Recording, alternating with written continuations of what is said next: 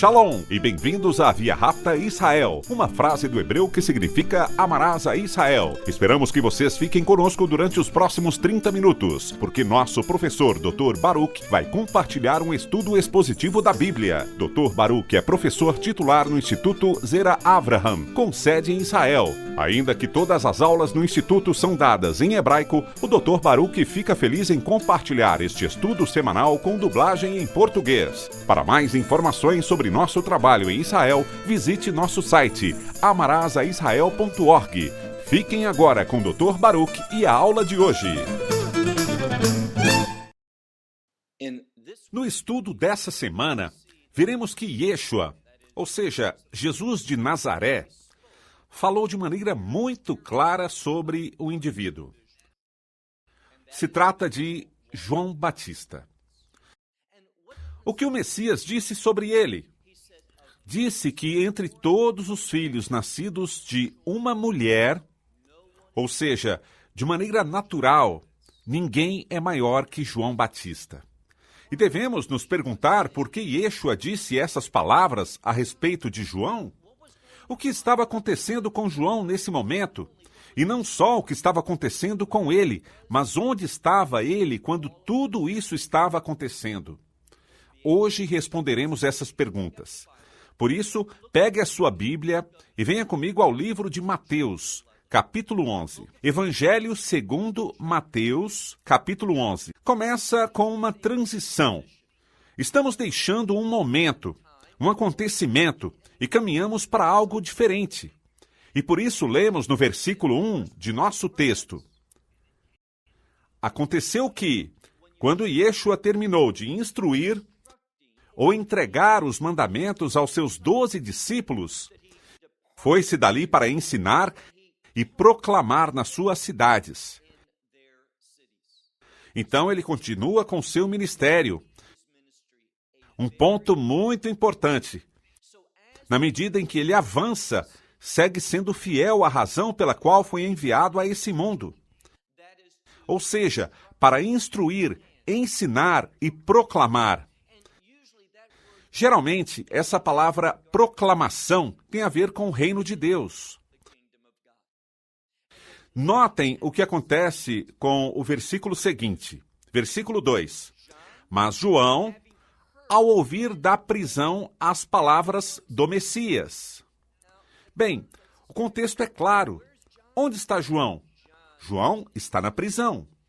E a pergunta que devemos nos fazer é: por qual razão ele está na prisão? O que ele fez? E não se debate a respeito disso. Todos conhecemos a história. Havia um líder que queria se casar com a ex-esposa de seu irmão. E isso é proibido pela Torá. A lei de Deus não permite isso. Todos os outros líderes não tinham problemas em consentir e aprovar isso. Mas um verdadeiro homem de Deus, uma verdadeira mulher de Deus, não comprometeria a integridade da palavra de Deus. Essa palavra é a verdade. E por isso João não aprovava esse matrimônio. Ele se levantou em defesa dos mandamentos da Torá. E o que aconteceu? Isso fez com que ele fosse lançado à prisão e, posteriormente, o executaram. Tudo por esse mesmo assunto. Por isso João estava preso na cadeia, e enquanto ele estava ali, ouvia as notícias. O que ele ouvia? Ele ouvia as obras que o Messias fazia, e está no plural. Assim que as obras que o Messias estava fazendo. E, portanto, tendo ouvido essas coisas, e sabemos algo. A Escritura nos diz que a fé vem pelo ouvir. E João estava ouvindo sobre as coisas que o Messias estava fazendo. Ele está ouvindo a proclamação que o Messias estava fazendo. Essa instrução, esse anúncio com respeito à palavra de Deus. E, portanto, João tem uma pergunta. Qual pergunta? De novo, vejamos o texto. Estamos ao final do versículo 2. Lemos. Ele enviou a 2 dos seus discípulos. Então João envia 2 discípulos. Os números são importantes nas Escrituras. Geralmente, o número 2 fala sobre uma dicotomia, uma diferença, duas opiniões distintas. E por isso que João envia seus discípulos, 2 discípulos a Yeshua, para encontrar resposta sobre duas possibilidades, para saber com certeza qual é a maneira correta de pensar. E isso é um grande conselho para nós. Queremos ser pessoas que conhecem a maneira correta de pensar. Assim que ele enviar esses 2 discípulos dele, e ele lhe disse: bem, os discípulos são os que falam aqui, mas é como se João mesmo, da prisão, falassem com Yeshua. Por isso disse, e ele lhe disse: é você aquele que vinha? É você o Messias ben Davi? Ou devemos esperar por outro? Esta é uma passagem muito importante e a maioria dos eruditos a entendem mal. Muitas pessoas, e busquem os comentários sobre isso. Bem, João está na prisão. É um tempo difícil para ele e João está experimentando uma crise de fé. Não é assim. Você pode ter uma crise de fé, mas melhor que não fosse assim. Eu posso ter uma crise de fé, mas seria melhor que não a tivesse. Mas João não a teve. Quem pensa assim não compreendeu essa passagem, mas realmente parece estar insultando e tirando as coisas do seu contexto, porque em poucos minutos já saberemos o que Yeshua dirá. Ele dirá que entre todos os nascidos de uma mulher, ninguém é maior que João. E João o louvaria se estivesse em uma espécie de crise de fé? Claro que não. João entendia algo. João sabia que o Messias era Yeshua. Mas recordem o que descobrimos. No judaísmo, nesse momento, eles ensinavam que existiam 2 Messias, porque quando estudamos a profecia, encontramos 2 descrições para o Messias. Estava o Messias, que era o servo sofredor, e estava o Messias, que seria o rei, que governa, o filho de Davi. Quando João Batista diz que eis aqui o Cordeiro de Deus que tira o pecado do mundo, ele sabia de quem estava falando, do Messias, filho de José. Esse servo sofredor, que seria como um cordeiro sacrificial, que entregaria sua vida e derramaria seu sangue para a redenção. Mas o que lemos aqui? Lemos que João não está tendo uma crise de fé. João está discernindo algo. Ele está discernindo que o que ele aprendeu dos líderes é incorreto. João está pensando que talvez não sejam 2 Messias, mas um só Messias, que tem 2 propósitos muito distintos, mas relacionados entre eles. Vir a pagar o preço por ser esse servo sofredor pelo meu e o teu pecado, e logo regressar ao final dos tempos, com o fim de ser, em efeito, esse soldado vitorioso, esse rei justo que estabelecerá seu reino. Essa é a natureza da sua pergunta. E quando diz aqui, ou deveríamos esperar a outro? Preste atenção nessa palavra, outro. Existem 2 palavras em grego para outro ou outra pessoa. Uma é a palavra allos e a outra a palavra héteros. Allos significa outro da mesma classe e a outra, héteros, é a palavra que está aqui. Se refere a outro, mas de uma classe diferente. Então ele entende que há 2 obras distintas. Sofrer é uma delas e trazer a vitória sobre o inimigo é outra. São 2 coisas muito distintas. E sua pergunta é, haverá outro que conseguirá isso ou tu és o único Messias? Baseado no que o texto diz, baseado no que ele ouviu que o Messias ia fazendo, o que ele vai ouvindo a respeito dos ensinos do Messias, João não está tendo nenhuma crise de fé.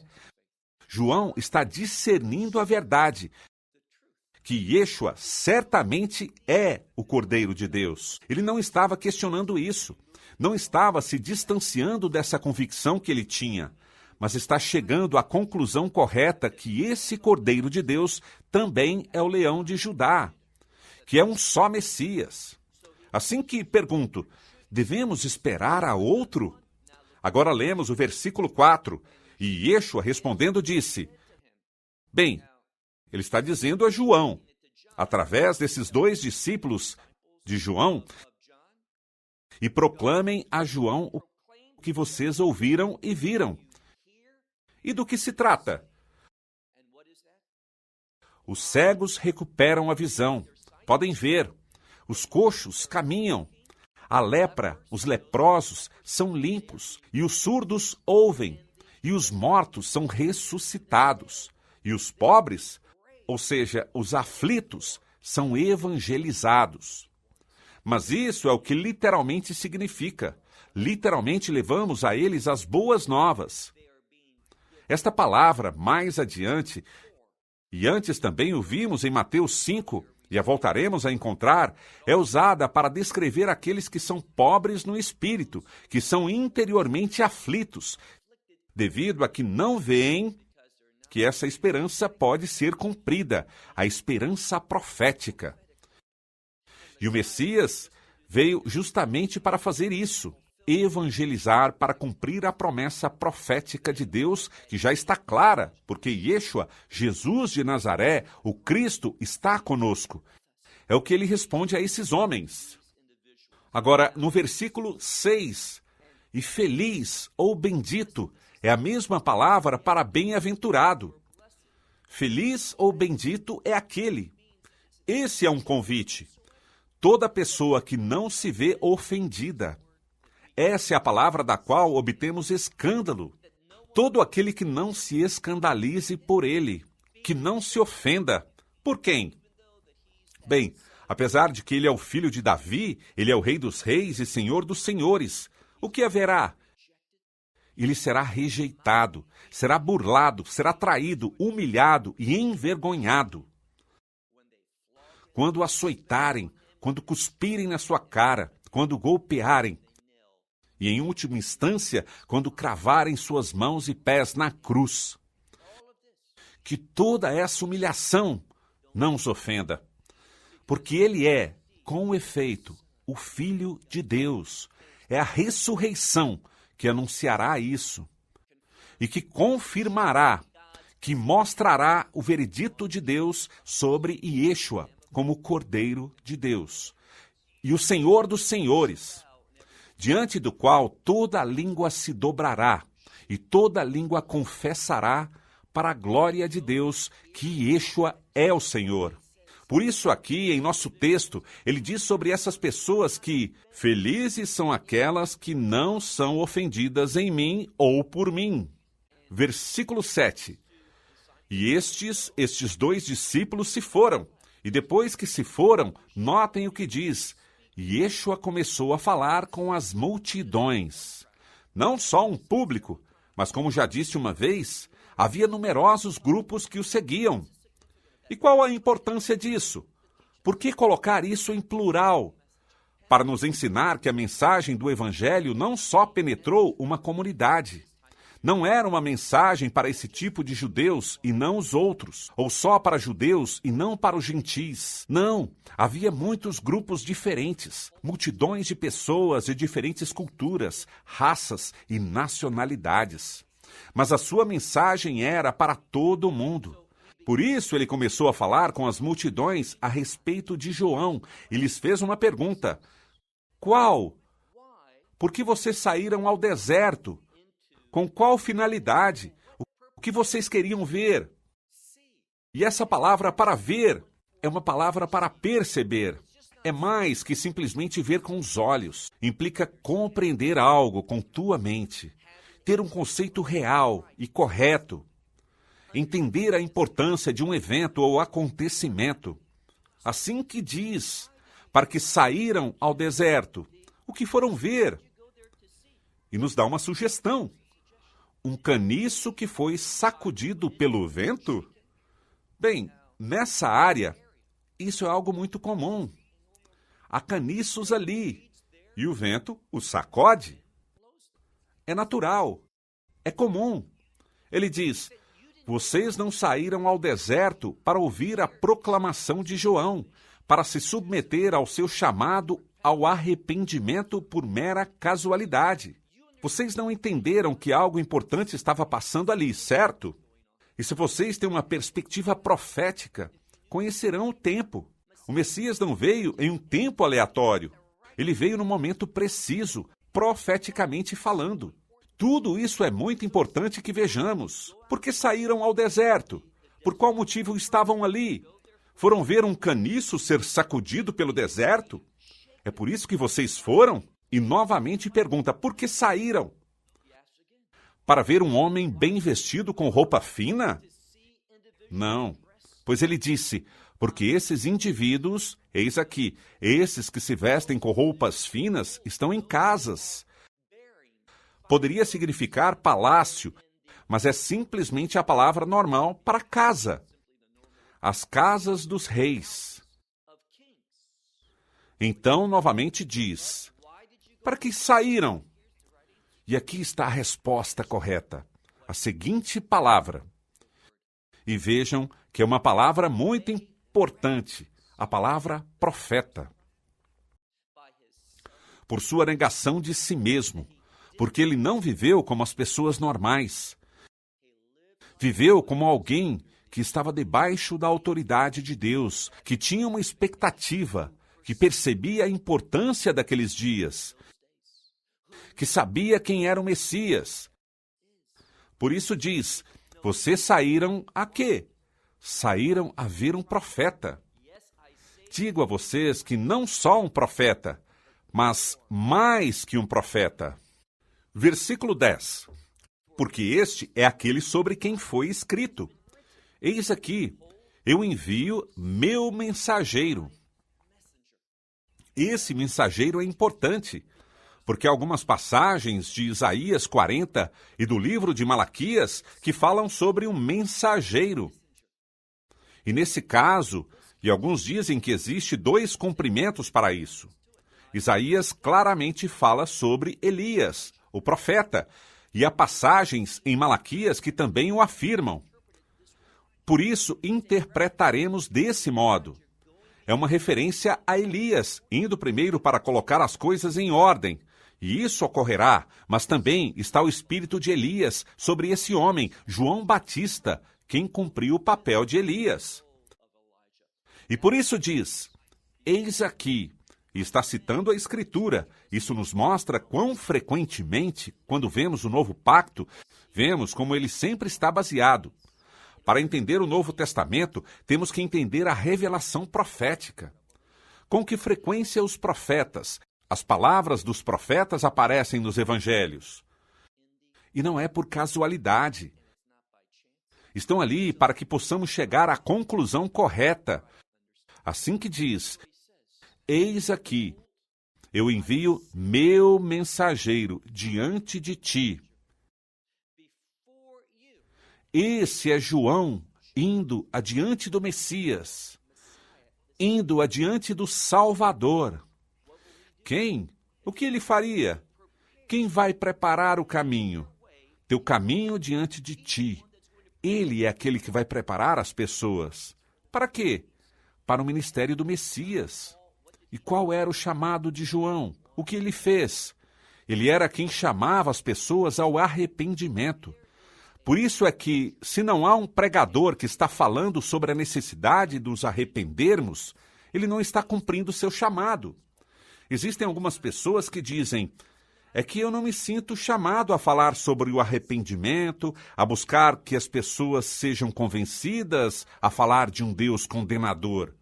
Bem, se não se sentem assim, devem deixar esse chamado e deixar de mascarar como algo que não é. Todos os que seguram esse livro e se proclamam como mestres da palavra de Deus devem enfatizar, e não se enganem com respeito a isso, devem enfatizar o arrependimento. Por isso, vemos aqui que ele será quem preparará o caminho diante de ti, ou seja, diante do Messias. Versículo 11. Amém. É a palavra deserto. Assim que deve ser entendida. Amém. Digo a vocês, ou deserto, digo a vocês que não existe alguém que tenha se levantado entre os nascidos de uma mulher, Não se levantou alguém criado, nascido de uma mulher. Isso simplesmente de um modo natural. Ninguém maior que quem? Ninguém maior que João Batista. Bem, por que esse termo Batista? Há duas razões. Alguns dirão que é simplesmente pelo chamado que tinha João, seu ministério de exercer o batismo para arrependimento, e isso é totalmente certo. É a verdade. Mas entendam outra verdade importante. É a seguinte: o que significa o batismo? Um aspecto muito importante do batismo é dar testemunho da nossa fé. Através de quê? Da morte, da sepultura e da ressurreição do Messias. O que vemos é que o Messias mesmo falou do seu ministério como um batismo no Evangelho de Lucas, capítulo 12. Ali disse: eu tenho que atravessar um batismo, e quão angustiado estou até que se termine. Ele já tinha sido batizado 3 anos antes disso. Ele não estava falando sobre o batismo no sentido do batismo em águas, mas estava falando sobre o que significa o batismo, que é a morte. O que é feito com um morto? Se enterra. É quando nos submergimos na água, sepultados debaixo d'água. O que passou ao Messias? Ele não somente morreu e foi sepultado, mas ao 3º dia se levantou novamente. E por isso é que João é chamado João Batista. Não só pelo seu chamado para batizar, para o arrependimento, mas pelo que significa o batismo. Ele proclamava o ministério do Messias, sua morte, sepultura e ressurreição. Por isso diz aqui, quero ler isso novamente, versículo 11. Por certo, lhes digo que ninguém se levantou entre os nascidos de mulher do que João Batista. Mas por maior que ele haja sido, diz, é menor que o mais pequeno do reino dos céus. Por quê? Bem, você pode fazer grandes coisas, grandes ações e obras. Você pode obedecer à palavra de Deus à perfeição. Mas se não experimentou a redenção, não estará no reino. Por isso João foi fiel, mais fiel que qualquer outra pessoa, exceto pelo Messias. E o Messias era totalmente homem, totalmente Deus. Entretanto, aquele que seja o menor no reino de Deus é maior que João. Por quê? Porque está experimentando a redenção do Messias. Por isso, por maior que seja João, lemos nessa passagem, mas o menor no reino dos céus é maior que ele. Versículo 12. O versículo 12 nos falará mais do reino de Deus. Uma vez e outra vez nas Escrituras, vemos ao Messias, ele fala, enfatiza e ensina sobre o reino de Deus. Diz aqui que desde os dias de João Batista até agora, o reino dos céus. E diz uma palavra muito importante. Essa palavra é um termo para intensidade. Muitas Bíblias a traduzirão como violência. Mas eu diria que violência não é a maneira como deveríamos interpretá-la, no sentido de que alguém que atua com violência contra outra pessoa. Não é o que diz aqui. Melhor dizendo, é uma palavra para intensidade. Uma palavra para se comprometer, atuar e se comportar de certa maneira. De qual maneira? Buscando cumprir o objetivo. É alguém apaixonado. Alguém que está comprometido com o objetivo. Alguém que atua porque entende que, se não atua agora, esse momento se perderá. Isso é o que essa palavra nos comunica. Por isso nos diz, desde os tempos de João Batista até agora, o reino dos céus. É algo que interessava as pessoas, e elas atuavam de uma forma apaixonada. Alguns a favor e outros contra. Havia grande oposição e João enfrentou essa oposição, não foi assim? Onde ele se encontrava? Estava na prisão. E pouco depois desse episódio sabemos algo mais, e é que depois que João enviou esses mensageiros com essas perguntas, não viveu por muito mais tempo, pois sabemos que João foi decapitado por sua fé e seu compromisso com as leis da Torá, os mandamentos de Deus com respeito ao matrimônio. Muitas pessoas não sabem. João foi assassinado. Por quê? Por seu cumprimento e compromisso com a verdade do matrimônio. E logo disse, e com intensidade, a mesma palavra que com frequência traduzem com violência, diz com intensidade, com compromisso por um propósito: ser arrebatado. E essa palavra é a mesma usada em outras partes do Novo Testamento. Em 1 de Tessalonicenses 4,17, tem a ver com alguém que arrebata algo, toma algo pela força com um propósito, com grande intensidade. Isso é o que o Messias fará pelo corpo de crentes, pelos verdadeiros discípulos. Ele nos arrebatará, ele nos tomará com um propósito. E isso é o que essa palavra significa. Notem que essa é a palavra pauso, a palavra usada para o rapto do Novo Testamento. Também é usada aqui com respeito ao reino de Deus. Não existe reino de Deus, não o experimentaremos a menos que o Messias, de maneira apaixonada, com intensidade, com um propósito, nos arrebate daqui. Versículo 13. Porque todos os profetas e a lei, foi até João que profetizaram. Havia profecia também na lei. Quer dizer que a lei e os profetas deram informação com respeito ao reino de Deus. Diz agora até João, toda a mensagem da Escritura, tanto a lei como os profetas, tudo falava do reino de Deus. E diz, e se você está disposto a recebê-lo, esse é Elias, aquele que devia vir. E como termina? Nos revela que João veio a ministrar com o espírito de Elias, o profeta, que sua unção estava sobre João Batista. É o que ele diz. Aponta ao fato de que Yeshua diz, sim, eu sou o Messias. E como termina? Com um versículo muito importante que fala especificamente da congregação dos redimidos, da igreja. Diz, aquele que tem ouvidos, que ouça a verdade de Deus. Essa palavra ouvir não só significa algo como, bem, eu a ouço e o quê? Mas significa insistência, compromisso, intensidade, fidelidade, ação. É ouvir algo e, se realmente entende, responderá de uma maneira específica. Isso é o que essa palavra demanda. Uma verdade importante da palavra de Deus. Bem, terminou o nosso tempo. Até a próxima semana. Shalom, desde Israel. Shalom from Israel. Esperamos que você tenha desfrutado da aula de hoje e que possa compartilhá-la com outros. Te convidamos a participar e nos acompanhar a cada semana, a esta hora e por este canal, em mais um episódio de Amarás a Israel. Para mais informações em português, visite amarasaisrael.org, onde encontrará muitos outros estudos realizados pelo Dr. Baruch. Até a próxima semana. Que Deus, nosso Messias e Yeshua, nosso Senhor Jesus Cristo, te abençoe durante a sua caminhada com Ele. Shalom, desde Israel.